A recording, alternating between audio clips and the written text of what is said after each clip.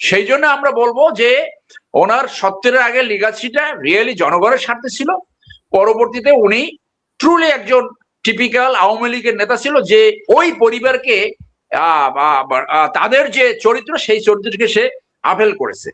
এবং ওনার যে এই পলিটিক্যাল দম্ভক্তি ছিল যে কোনো এক মেজর জিয়া তাকে চেনেই না, তাহলে তো উনি লেখাপড়াই করেন নাই। উনি যদি লেখাপড়া করতো তাহলে তো প্রেসিডেন্ট জিয়ার ওই ঘোষণা সে শুনেছে। কারণ দিকভ্রান্ত জাতিকে আপনার তাদের মন্ত্রী ছিল এয়ার ভাইস মার্শাল একে খন্দকার, সে তো বই লেখে বলে গেছে, আরো অনেকে বলে গেছে, দিকভ্রান্ত জাতিকে দিকে উন্নত করেছে প্রেসিডেন্ট জিয়া। সেই সময় মেজর জিয়া বীরুত্তম উনি এবং শারমিন, এই যে তাজউদ্দিন সাহেবের মেয়ে, সে তো বই লেখে বলে গেছে যে হেরিকেনও নিয়ে গেছে, টেপ রেকর্ডও নিয়ে গেছে, বলছে আপনি স্বাধীনতার ঘোষণা দিয়ে যান। তো উনি তো স্বাধীনতার ঘোষণা দেননি, উনি জাতিকে একটা দিকভ্রান্ত জায়গায় ফেলে গেছে। তো সেই জায়গায় আমি বলি যে প্রেসিডেন্ট জিয়ার স্বাধীনতা ঘোষণা, why this is so important, because একটা দিকভ্রান্ত জাতি ছিল। এবং এই হাজার হাজার লোক যে নিহত হলো, এইটা দায় দায়িত্ব ওই শেখ মুজিব সাহেবের ঘাড়ে আসে সবসময়, যে কোনো হিসাবে আপনি বলেন। তো আমি ব্যক্তিগতভাবে আমি শুনেছি যে 1973 সালে শওকত আলী খান ছিল পাকিস্তানের বিরোধী দলের নেতা। এইটা আপনি কোথায় পাবেন? এমজেড খসরু, তার একটা বই আছে বাজারে, দুইটা বই আছে। একটা বই আছে মিলিটারি কুজ ইন বাংলাদেশ, সেইটার প্রাম্বিকে উনি লিখেছে যে সেই শওকত আলী খান শেখ মুজিব সাহেবকে জিজ্ঞেস করছিল যে তুমি কেন পাকিস্তান ভাঙলা, তুমি কেন এই ষড়যন্ত্র করলা?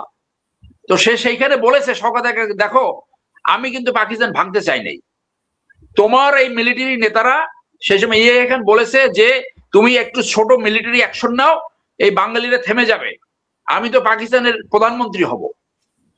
এই কথাটা আমি ব্যক্তিগতভাবে জেনারেল আতিকুর রহমানের মুখে শুনেছি, যে Bangladesh chief of army staff ছিল।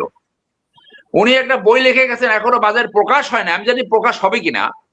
তো উনি একদিন কথা প্রসঙ্গে আমাকে বলতেছিলেন যে ওনাদের যে কোর্সমেটদের যে গেট টুগেদার হয় পাকিস্তানে, কোনো একটা গেট টুগেদারে উনি পাকিস্তানে অ্যাটেন্ড করেছিলেন।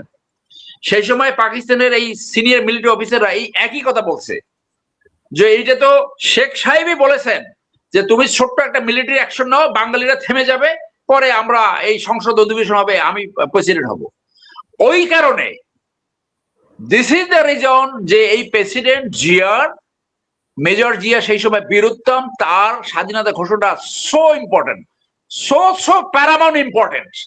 এইটা সাধারণ পাবলিকের বোঝার কথা না, যারা রাষ্ট্রযন্ত্র বা এইগুলো বোঝাই মেকানিজম তাদের বোঝার কথা। আর প্রেসিডেন্ট জিয়া যে প্রথম তার নিজের নামে দিয়েছে সেটাও বৈধ।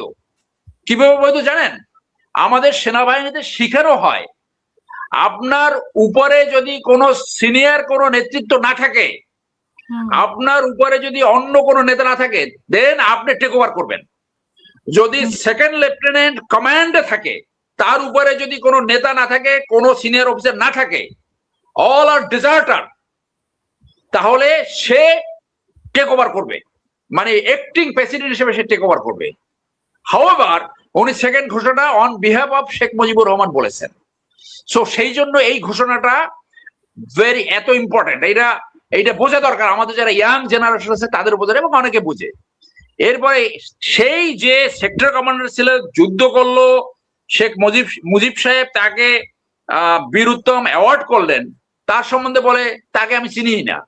এইগুলো হলো তুচ্ছ তাচ্ছিল্য করা, যে ওই এন্টি আর্মি হেটার হয় না, মানে he turn to be army hater, যার জন্য মানুষকে ছোট করার জন্য, তুচ্ছ তাচ্ছিল্য করার জন্য এই ধরনের বক্তব্য উনি দিতেন।